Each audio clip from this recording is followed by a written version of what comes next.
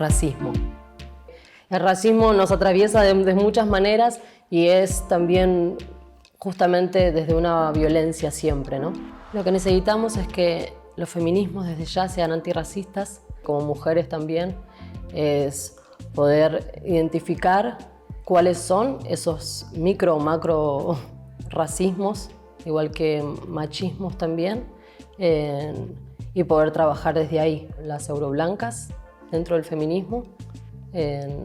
también cómo ceder o cómo habilitar lugares para permitirnos también entrar a nosotras